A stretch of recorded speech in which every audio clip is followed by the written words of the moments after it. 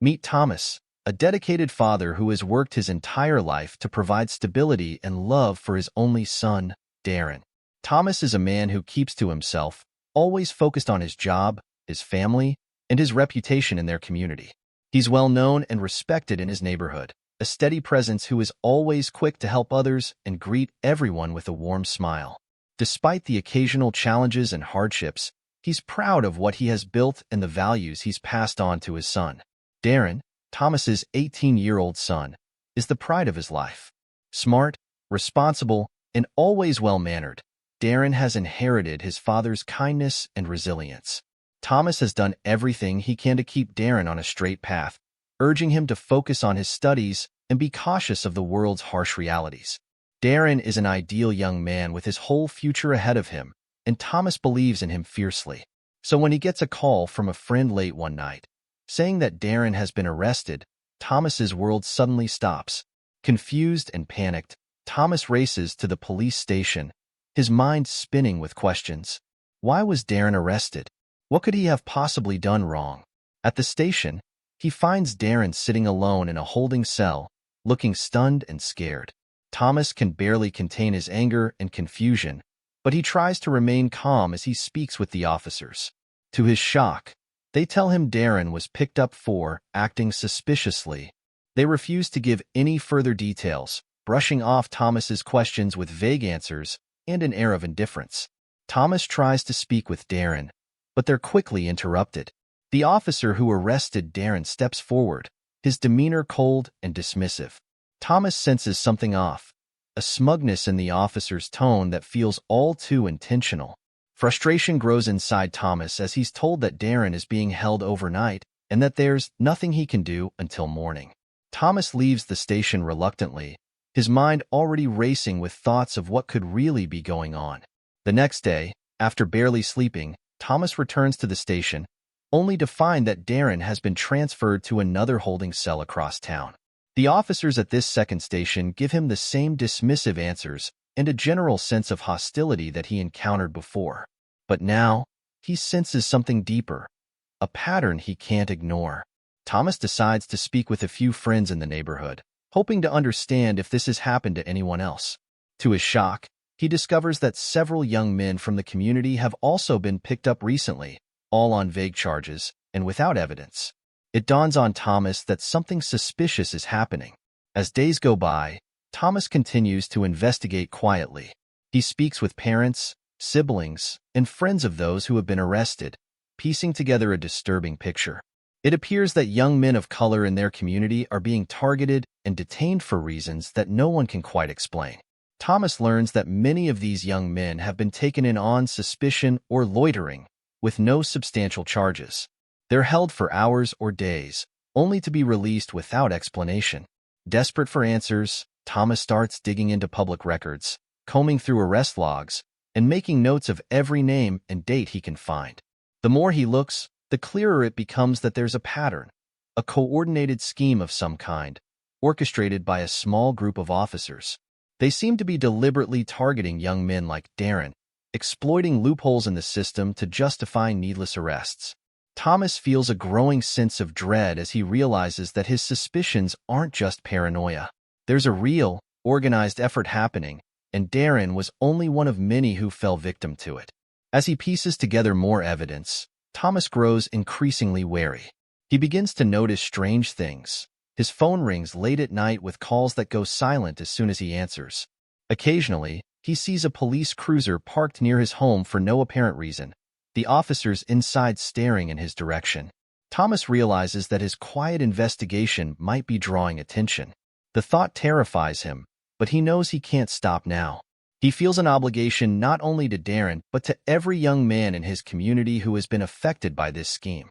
One evening, Thomas meets with a former police officer who left the force years ago under mysterious circumstances. The man agrees to speak with Thomas in confidence, warning him that what he's discovered may go deeper than he thinks. The ex-officer explains that there's a group within the department that profits off arrests and detentions, using them to manipulate crime statistics or to gain favors from certain influential figures in town. He warns Thomas that people who get too close to exposing this scheme often find themselves facing unexpected consequences. As Thomas listens, a sense of dread settles over him.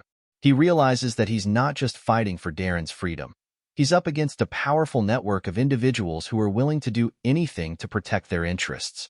The ex-officer warns him to be careful and to consider the risks before going any further. But Thomas feels he has no choice. He can't let this go, not when so many lives are at stake.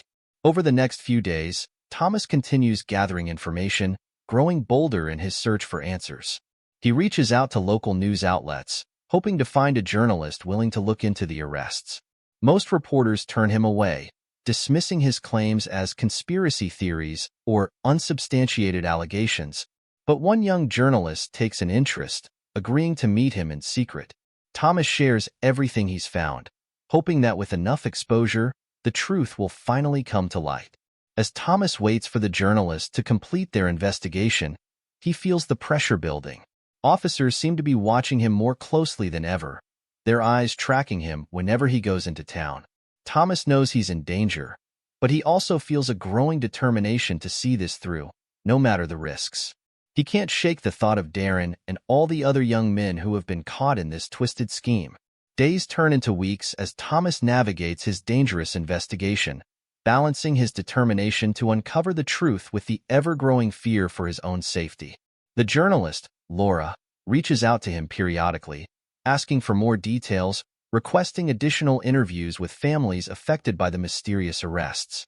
But she warns him that, as of yet, her editor is hesitant to publish anything without indisputable evidence. The corruption runs deep, and accusations against the police are difficult to back without airtight proof.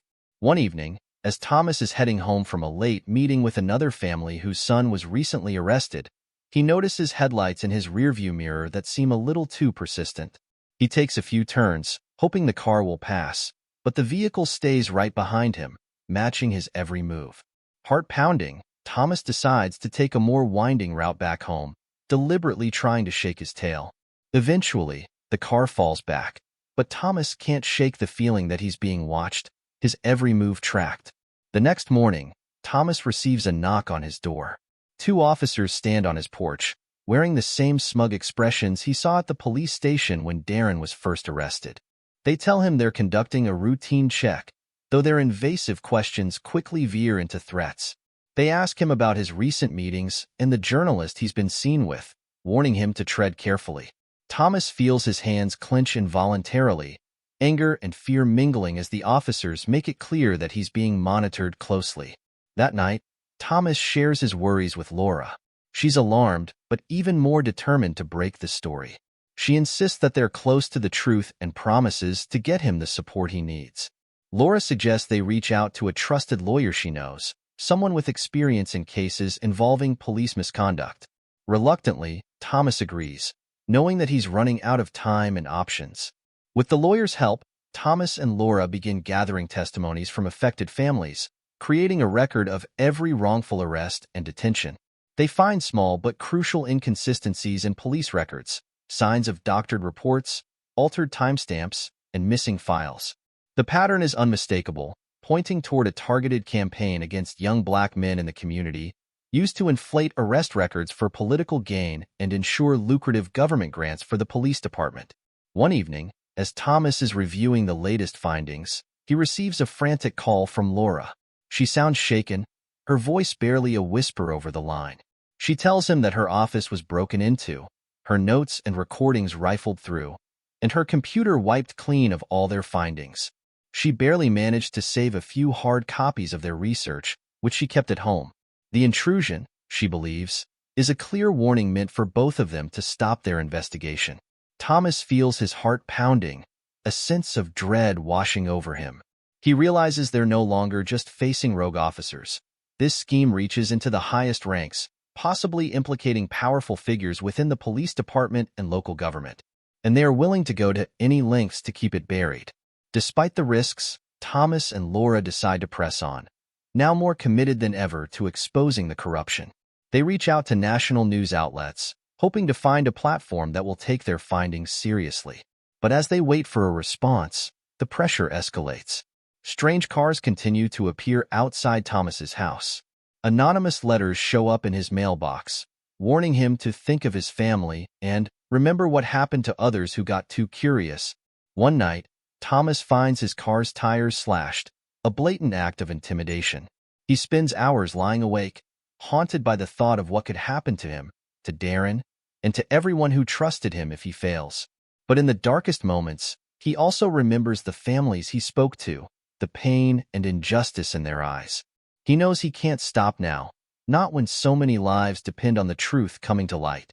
In a bold move, Thomas and Laura arrange for a hidden camera meeting with an anonymous source, a young officer willing to risk everything to reveal the scheme from the inside. This officer explains how the arrests are systematically planned, each step approved by higher-ups to create a climate of fear.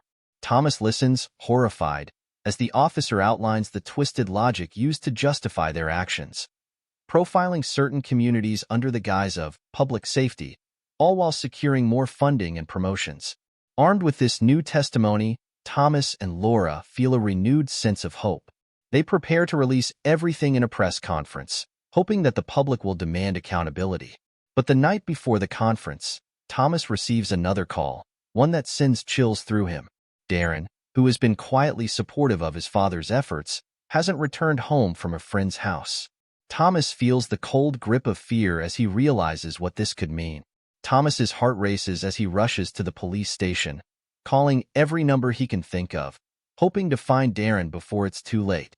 He dials his son's phone repeatedly, each ring met with a chilling silence. He tries to remain calm, clinging to the thought that maybe Darren's phone just died, or maybe he's just running late. But deep down, Thomas knows it's more than that. This is retaliation, a calculated move meant to silence him once and for all. When he arrives at the station, Thomas is met by an officer at the front desk who coolly informs him that there's no record of Darren being brought in. Panic and frustration swell inside him, and he demands to speak to someone higher up, anyone who might help. The officer, barely concealing a smirk, suggests that maybe Darren is simply out, enjoying the night, and advises Thomas to go home and wait it out. Refusing to be brushed off, Thomas turns to leave, but catches sight of a familiar figure in the corner of the station. A lieutenant he'd seen once before, watching him closely during his previous visits. Their eyes meet, and for a brief second, Thomas reads a flicker of something, maybe guilt, or maybe even fear. The lieutenant quickly turns away, disappearing into the back offices. Fueled by desperation, Thomas calls Laura, explaining what's happened and begging her to come to the station. She arrives minutes later, her face etched with determination. Together, they push past the front desk and demand answers, drawing the attention of other officers in the station. Laura reminds them, in a loud, unwavering voice, that they have a witness statement about the corrupt scheme within the force and that any harm to Darren will only add fuel to their case. A few younger officers shift uncomfortably, their eyes darting between each other, clearly aware of the rumors circulating about the ongoing investigation. After hours of demanding answers, a sergeant finally steps forward, his face stern and unyielding. He leads Thomas and Laura into a private room, where he delivers a calculated, chilling warning. Some battles aren't worth fighting. Go home, back off, and let this go. You don't know who you're dealing with. Thomas's hands tremble, his heart pounding with equal parts fear and fury. But Laura, unshaken, meets the sergeant's gaze with steely resolve. The only thing you're doing is proving us right, she says, her voice low but cutting. And if you think a threat will stop us, then you have no idea who you're dealing with. As they leave the station, Thomas's mind is racing. The threat is clear, but he knows that pulling back now would only confirm Darren's fate. He has no choice but to press forward, no matter how dangerous the path becomes. Returning home with Laura, they strategize late into the night. Every knock on the door, every sound outside, sends Thomas into a heightened state of alert. He barely sleeps, unable to shake the image of Darren in a holding cell somewhere, paying the price for his father's fight for justice. By dawn, he and Laura have crafted a plan. They'll escalate the case, reach out to human rights organizations, enlist influential voices, and leverage every connection they have. They're going to make it impossible for this story to stay hidden. But just as they're about to begin, a message comes through on Thomas's phone. It's an untraceable number, with a single image attached. A grainy photo of Darren, looking exhausted and fearful, seated in a dimly lit room that seems like some kind of holding cell. A text follows. One wrong move, and this is the last you'll see of him. Thomas feels a sickening wave of despair. He knows now that this is a war, one where he's up against people willing to do whatever it takes to silence him. Laura puts a hand on his shoulder, grounding him. "We're not stopping," she says firmly. "This only makes us stronger." As they dive into action, Thomas realizes that he can't stop now. His son's life, and the lives of so many others, are on the line. And he's prepared to risk everything to make sure they get out of this alive and bring the truth to light. Determined to continue, Thomas and Laura begin reaching out to every contact they can think of. They send the evidence to journalists, lawyers, and local advocates, building a network of people who see the injustice and want to help. Yet, as the hours pass, Thomas can't shake the image of Darren in that dimly lit cell, terrified and alone. Every moment is an agonizing wait for news, any hint that his son is safe, or even a clue as to where he's being held. The next day, Thomas receives an unexpected call from an anonymous source who claims to have insider knowledge about Darren's whereabouts. The voice is tense, almost hesitant. "They're holding him off record," the caller says, "in an abandoned building outside of town. It's not an official station, but it's where they take problem cases, people they want to make disappear." Before Thomas can press for more information, the line goes dead. He stares at the phone, a mixture of relief and dread flooding him. If this information is true, it means Darren is being held in an isolated location, away from any formal oversight. It also means that Thomas's son is in more danger than he ever imagined. He immediately shares the new information with Laura, who suggests they bring a few trusted allies along. But as they're planning their next steps, Thomas's phone buzzes with another ominous message. "Getting close, are we? Remember, you're not the only one with people watching." Attached to the message is a blurred photo taken from a distance, showing Laura and Thomas speaking with a group of people at the cafe they'd used as a meeting spot earlier. The threat is clear. They're being watched, and any wrong move could result in swift retaliation. Still, they push forward, deciding to visit the abandoned building. They drive cautiously through the outskirts of town, choosing indirect routes and staying alert for any signs of a tail. The building is an old, decaying warehouse covered in graffiti, surrounded by tall, overgrown weeds that almost conceal its worn-down structure. The windows are shattered, and the doors hang loosely on their frames, giving the entire place an eerie silence. As they approach, Thomas feels his pulse quicken. The stakes have never been higher, and he knows that if they're caught, it's not only Darren's life on the line, but their own as well. Laura squeezes his arm reassuringly before they both step out of the car, creeping forward quietly. Peering inside through a broken window, Thomas catches a glimpse of a room dimly illuminated by a flickering light. He squints, and his heart races when he finally sees him. Darren, slumped on a chair, his hands bound and his face shadowed with exhaustion and fear. The sight nearly breaks Thomas, but he forces himself to stay calm. They need a plan. Barging in recklessly would only get them all caught. Suddenly, footsteps echo from inside the building. Two officers, dressed in plain clothes but wearing the telltale badges on their belts, walk past Darren's makeshift cell, talking in low voices. Thomas and Laura exchange a look. These officers are likely part of the scheme, working off the books to keep the entire operation hidden. They're armed and clearly on guard. Laura gestures to her phone, mouthing the word record. She begins capturing the scene through the window, taking note of every detail, the setup, the guards, Darren's condition. But just as they're about to retreat, Thomas's phone buzzes with a notification, breaking the silence. One of the officers turns sharply, his eyes narrowing as he glances toward the window. Thomas's heart leaps as he ducks below the window, pulling Laura down with him. His mind races. Had the guard seen them? Or was it just the noise that drew his attention? For a few agonizing seconds, they hold their breath, pressing against the side of the building.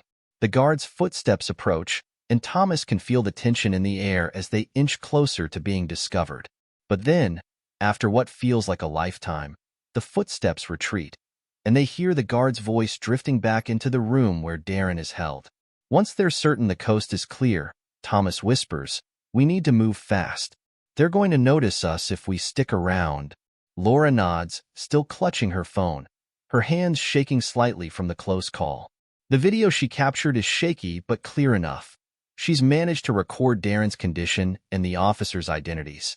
It's a vital piece of evidence, but they both know it's not enough to free Darren just yet. They creep back toward their car, glancing over their shoulders constantly. As they slide into the seats and start the engine, Laura quickly uploads the footage to a secure cloud, ensuring that even if something goes wrong, there's a record of what they found. The two sit in silence for a moment, the weight of the situation pressing down on them. Finally, Thomas speaks, his voice filled with a quiet determination. "We can't do this alone.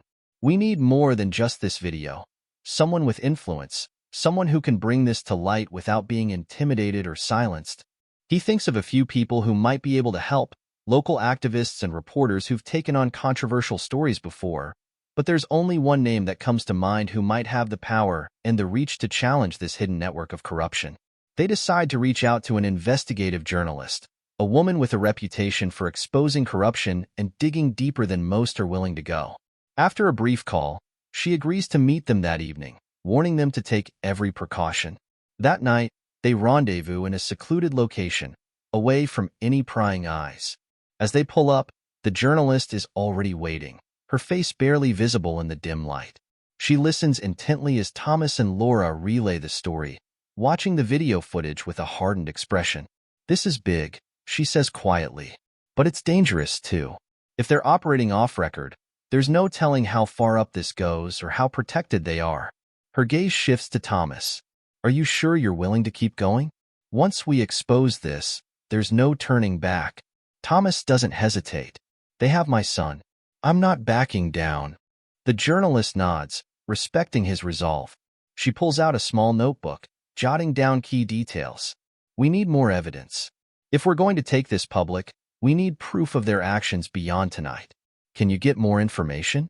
Names, dates, locations, anything that could help us connect this to the higher-ups?"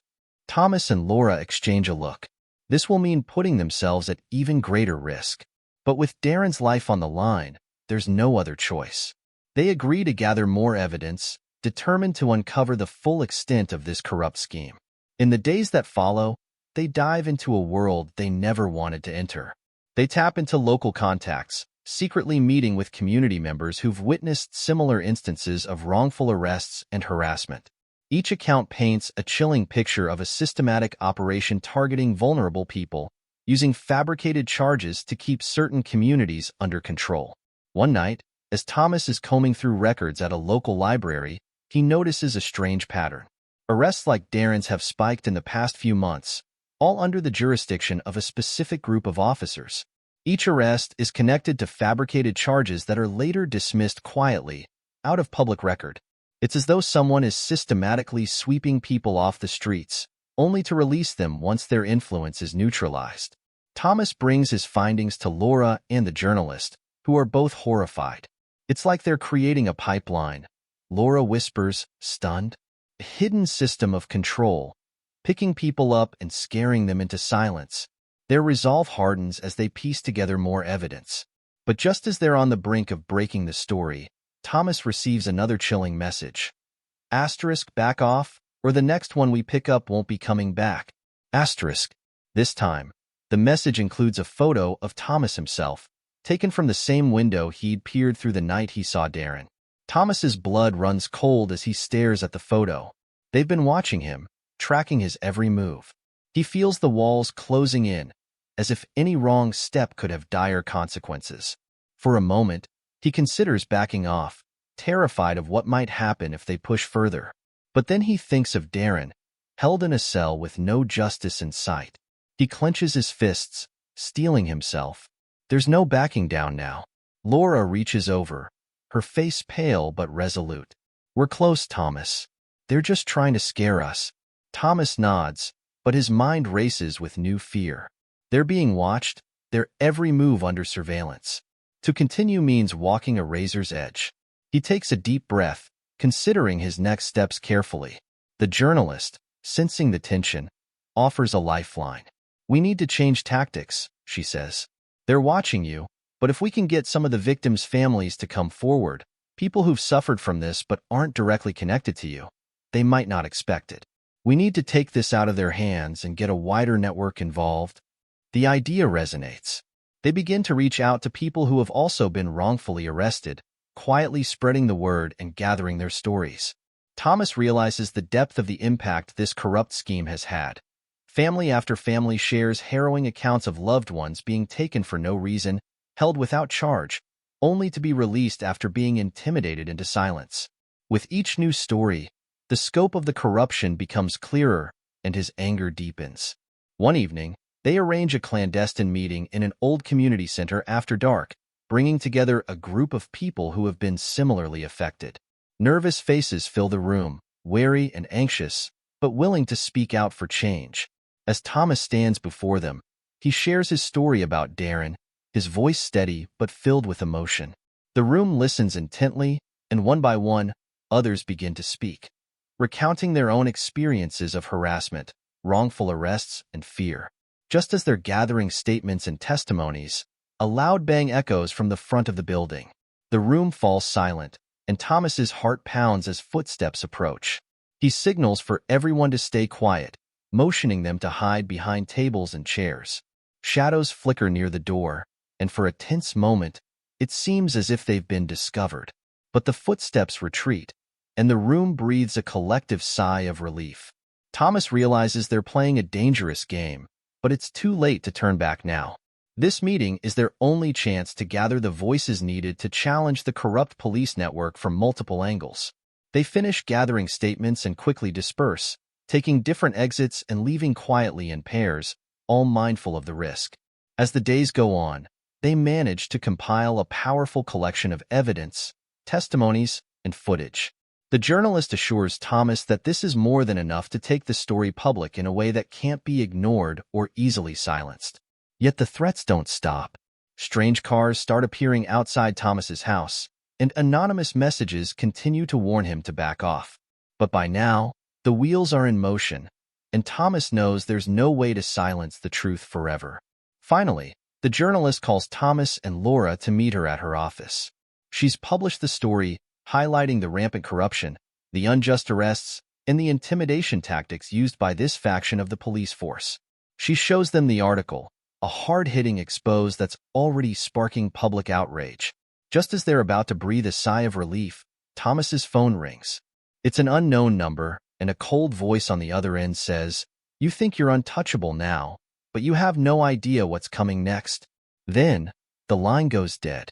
In that moment, Thomas realizes the battle may have just begun. The call rattles Thomas. The fear is palpable now, sinking deeper into his mind. They've come so far, but the weight of the threat feels heavier than ever. He glances at Laura, who looks back at him with the same silent determination. This isn't over, not by a long shot, but as they lock eyes, an unspoken resolve passes between them. They both know they've sacrificed too much to turn back now. As the public outcry over the story grows, Thomas starts receiving calls from other activists, lawyers, and community leaders offering support. The media coverage expands, and soon major news outlets are running the story. But just as momentum seems to be building, another setback strikes. A friend calls to warn him that Darren has been quietly transferred to a remote detention center, one notorious for its lack of oversight and brutal conditions. Thomas's heart sinks. It feels like a cruel, calculated move by the corrupt officers, a way to keep Darren out of reach and make a statement to anyone trying to bring their wrongdoings to light. Furious but undeterred, Thomas realizes he needs to act fast if he's going to get his son out safely. He calls the journalist, explaining Darren's situation. She, in turn, contacts a civil rights lawyer who agrees to meet with Thomas immediately. When they sit down in the lawyer's office, the lawyer looks grim. They're trying to hide him, to buy themselves time. But if we act quickly, we can use the court of public opinion to put pressure on them. We need to bring this to light. Together, they devise a bold plan. The lawyer will file an emergency motion for Darren's release on the grounds of unlawful detainment and racial profiling, citing the overwhelming evidence now in the public domain. Thomas is nervous, He knows this might make Darren a bigger target. But the lawyer assures him that with enough attention on the case, it will be harder for the corrupt officers to retaliate. Just as they're about to proceed, another twist hits. Thomas gets a call from a high-ranking officer within the police department, a man he's never met. The officer, sounding nervous, asks to meet in person. Thomas, skeptical and wary of a trap, insists on a public place. They agree to meet at a busy park the next day. When Thomas arrives, he spots the officer, dressed casually, his face shadowed by tension. They exchange wary introductions, and after a few moments, the officer cuts to the chase. "Look, I don't condone what's been happening. I didn't know how deep it went until your story broke. But there's something you don't know. These officers, they're protected by people far above my rank. This corruption goes all the way up, and they won't hesitate to protect their own." Thomas's blood runs cold. He knew this wasn't just a local issue, but hearing confirmation that it stretches to the top shakes him to his core. The officer hesitates, then adds, "I don't have much time, but I'll give you something that might help you." He hands Thomas a small USB drive. This has everything: emails, names, transactions. "I didn't get it legally, and if they find out I'm involved, I'm done for. But I'm giving it to you because it's the only way to get justice for your son." Thomas takes the drive, stunned.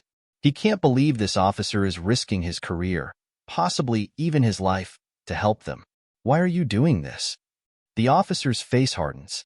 "Because I joined this job to protect people, not hurt them. And I refuse to let these people destroy lives for their own gain." As the officer leaves, Thomas looks down at the drive in his hand. He knows this could be the key to dismantling the entire operation, but it also makes him and his family even bigger targets. That night, he and Laura sit down with the lawyer and journalist, watching the files on the USB unfold before them. Each document, each email, each name adds more depth to the network of corruption, implicating higher-ups who have been systematically covering up abuses of power for years. It's shocking even for Thomas, who thought he was prepared for the worst. Then, they come across a specific name, a high-ranking official whose influence reaches not just the police department but the local government. This person has been directly involved in Darren's detainment and the orders to keep him in a remote facility. The name makes Thomas's pulse race. They're up against someone with near unlimited power and influence. The fight ahead will be even more treacherous than they thought. But as they sift through the evidence, the journalist stops, a glint of determination in her eyes. "This is it. This is what we needed to break this story wide open. We go public with this, and there's no way they can ignore it." The next day, the journalist goes live with an explosive report, exposing the highest levels of corruption. The news sweeps through the community, stirring anger, shock, and demands for accountability. Thomas knows they've taken a critical step forward, but he also knows the real danger is only just beginning. The news explodes across social media and mainstream outlets, igniting a wave of public outrage. People gather in protests, and the pressure mounts on the city's officials to take action. The city's leaders, who had once been complicit or indifferent, scramble to save face, promising investigations and temporary suspensions for those named in the report. But Thomas knows these are just words. It's a stall tactic. They want to control the narrative before it spirals beyond their reach. Just as he's bracing for the fallout, Thomas receives an unexpected call from a private number. The voice on the other end is tense but composed. "Mr. Bradley, I advise you to drop this investigation. You have no idea who you're dealing with." Thomas pauses, gripping the phone tighter. "And you have no idea how far I'll go for my son? Do what you want. I'm not stopping." There's a pause, then a soft chuckle. "You think you're doing the right thing, but you're only digging a deeper hole. You're risking your family's safety. We can make things disappear, Mr. Bradley, including people. Think carefully." The call ends, leaving Thomas chilled but resolute. He's in too deep to back down now, and this threat only fuels his determination. But he knows he must be cautious. He begins staying at a trusted friend's house, fearing his own home is no longer safe. Laura and a close friend help him plan their moves, ensuring they're always one step ahead. Meanwhile, the story continues to spread, and the public's demand for justice grows louder. The media reveals new layers of the scandal almost daily, backed by evidence Thomas provided. The community rallies around Thomas, organizing protests outside police stations, demanding Darren's release and the resignation of the implicated officers.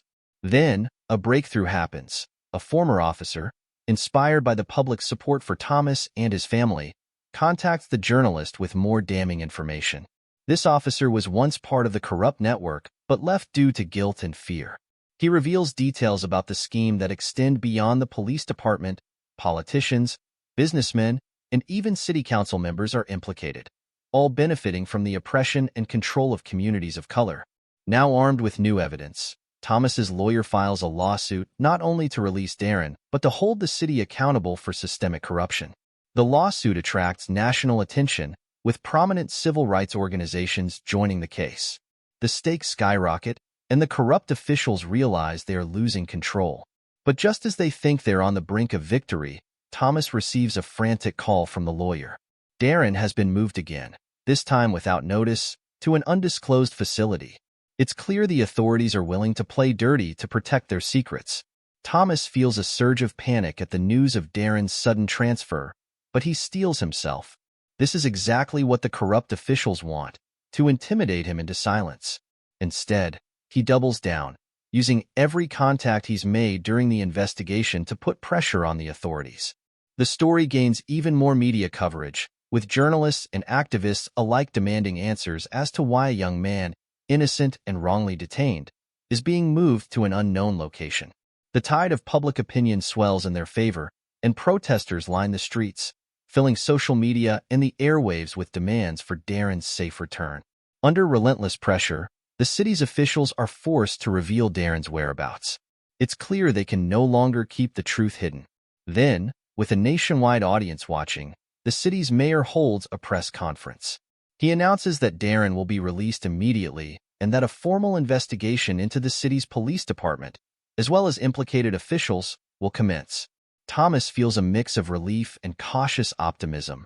This is a step, but he knows true justice will require much more. Finally, the day comes. Darren walks out of the detention center and into the open arms of his family, who have been waiting for this moment with unwavering hope. He looks thinner, tired, and changed by the ordeal, but he's free. Thomas hugs his son, overwhelmed with pride and relief, and together, they take in the crowd that has come to support them, clapping and cheering as Darren is reunited with his loved ones. The lawsuit goes forward, and with the added weight of national support, sweeping changes start to unfold. Corrupt officers are brought to justice, and stricter oversight measures are imposed on the police force. City officials implicated in the scheme are forced to step down, and the voices of those affected by years of mistreatment are finally heard. Community programs are established, and initiatives are created to rebuild trust between the police and the communities they serve. Through it all, Thomas and Darren become symbols of resilience and hope. The ordeal, though painful, has united them even more closely as father and son, and they commit to helping other families who might face similar battles. They attend community meetings, advocate for criminal justice reform, and work alongside others to prevent abuses of power. The journey has transformed them both, but now, as they stand side by side in a new chapter of their lives, they feel a sense of peace and purpose. Their fight has sparked a change that will outlast them, inspiring others to stand up against injustice and fight for a world where everyone is treated with respect and dignity. Moral of the story: true courage lies in standing up for what's right, even when the odds are against you. Fighting against corruption and injustice starts with individuals who refuse to turn a blind eye